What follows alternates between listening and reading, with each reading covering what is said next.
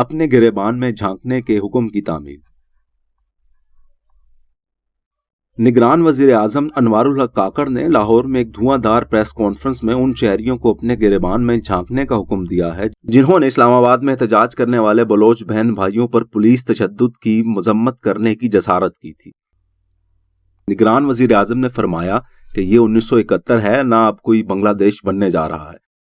انہوں نے بلوچستان میں ہتھیار اٹھانے والے علیحدگی پسندوں کو دشمن ملک کا ایجنٹ قرار دیتے ہوئے بتایا کہ 98% بلوچ پاکستان کے ساتھ ہیں۔ کاکڑ صاحب کے مطابق عدالتیں 90,000 پاکستانیوں کے قاتلوں میں سے 9 افراد کو بھی سزائے موت نہیں دے سکیں۔ نگران وزیر اعظم نے اسلام آباد میں احتجاج کے لیے آنے والے چند درجن بلوچ ہم وطنوں پر پولیس تشدد پر معذرت تو کی، لیکن پولیس ایکشن کا دفاع بھی کیا۔ فصیح و بلیغ نگران وزیر اعظم نے اس بیان میں بہت سے معاملات گڈ مڈ کر دیے ہیں۔ واضح رہے کہ وفاقی حکومت اگست میں قائم ہوئی تھی، تاہم آئینی پیچیدگیوں کے باعث مقررہ آئینی مدت میں عام انتخابات تو منعقد نہیں ہو سکے۔ اس کی بنیادی وجہ آئین کی شق 224 میں پایا جانے والا تناقض ہے۔ آئین کی شق 224 میں نگران حکومت کا تصور معروف جمہوری اصولوں سے متصادم ہونے کے علاوہ ناقابل عمل بھی ہے۔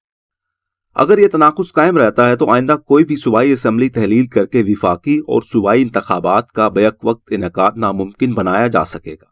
قومی اسمبلی کی 336 نشستوں میں سے پنجاب کو 173 نشستیں حاصل ہیں۔ یہ کیسے ممکن ہے کہ پنجاب میں 5 سالہ میعاد رکھنے والی صوبائی حکومت موجود ہو جبکہ باقی صوبوں میں نگران حکومتیں کام کر رہی ہوں؟ ایسی صورت میں نگران حکومتوں کی آئینی میعاد ناگزیر طور پر متاثر ہوگی۔ یاد رہے کہ نگران حکومتوں کی تشکیل کا طریقہ کار شفاف نہیں بلکہ اسے سیاسی قیادت پر بدیہی عدم اعتماد سمجھنا چاہیے۔ اگر ایک منتخب حکومت آزاد الیکشن کمیشن کے ذریعے شفاف انتخابات کی ضمانت نہیں دے سکتی تو صوابدیدی طور پر مقرر کردہ نگران حکومتیں شفاف انتخابات کیسے یقینی بنائیں گی؟ نگران حکومت کا تصور دراصل عقب نشین قوتوں کو سیاسی جوڑ توڑ کا لائسنس دینے کے مترادف ہے۔ نگران وزیر اعظم نے بجا فرمایا یہ 1971 نہیں اور نہ کوئی بنگلہ دیش بننے جا رہا ہے۔ اتفاق سے نگران وزیر اعظم مئی 1971 میں پیدا ہوئے تھے، چنانچہ ہماری تاریخ کے سیاہ برس کے واقعات پر ان کا براہ راست مشاہدہ نہیں۔ 1971 میں مشرقی پاکستان کے بحران پر مغربی پاکستان میں چند آوازوں کو چھوڑ کر مکمل خاموشی طاری تھی۔ مغربی پاکستان کے اکثریتی رہنما ذوالفقار علی بھٹو فوجی کارروائی کی کھلم کھلا حمایت کر رہے تھے۔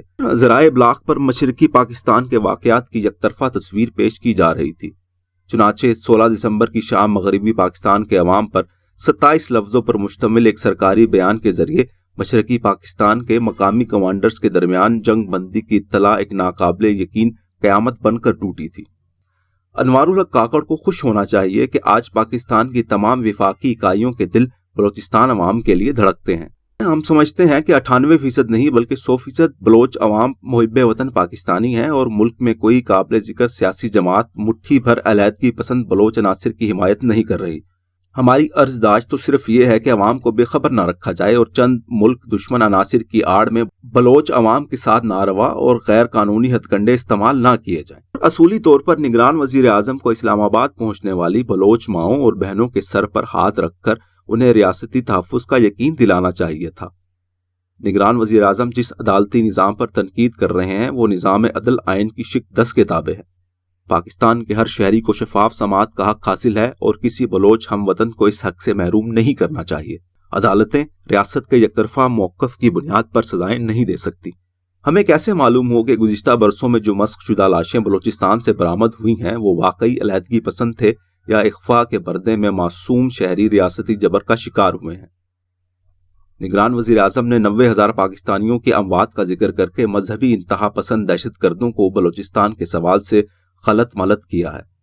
مذہبی دہشت گرد پاکستان کے جمہوری بندوبست کو تسلیم نہیں کرتے اور پاکستان پر قبضہ کر کے اپنی مرضی کا نظام مسلط کرنا چاہتے ہیں۔ چند علیحدگی پسند عناصر سے قطع نظر بلوچ عوام کا مطالبہ سیاسی حقوق اور معاشی انصاف سے تعلق رکھتا ہے۔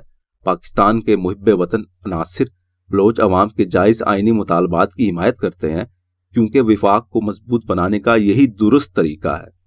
نگران حکومت کا آئینی منصب ریاستی پالیسیاں طے کرنا نہیں بلکہ انتخابات کے عمل کی غیر جانبدار نگرانی کرنا ہے۔ ٹھیک 1 ماہ بعد عام انتخابات منعقد ہو رہے ہیں۔ نگران وزیر اعظم کی حکم کی تعمیل میں ہم اپنے گریبان میں جھانکتے ہیں تو ہمیں معیشت کا سوال نظر آتا ہے۔ بھارت، چین، امریکہ اور انڈونیشیا کے بعد پاکستان آبادی کے لحاظ سے دنیا کا 5واں بڑا ملک ہے۔ امریکہ کی معیشت کا حجم 27 کھرب ڈالر اور چین کی معیشت 18 کھرب ڈالر ہے۔ بھارت 4 کھرب ڈالر اور انڈونیشیا 1.5 کھرب ڈالر کی معیشت رکھتے ہیں۔ پاکستان کے معیشت کا کل حجم 340 ارب ڈالر ہے۔ فی کس آمدنی میں امریکہ 75,000 ڈالر، چین 12,000 dollar, Indonesia 5,000 dollar, Bharat 2,600 dollar اور پاکستان میں فی کس آمدنی بمشکل 1,600 ڈالر ہے۔ زر مبادلہ کے ذخائر، براہ راست غیر ملکی سرمایہ کاری اور شرح خواندگی دیکھیے۔ سب اعداد و شمار اجتماعی شرمندگی کا مضمون ہے۔ مشکل یہ ہے کہ آمدہ انتخابات کے بعد بھی سیاسی استحکام اور معاشی ترقی کا کوئی راستہ نہیں سوجھ رہا۔ نگران وزیر اعظم ان مسائل پر رہنمائی فرماتے تو زیادہ مناسب تھا۔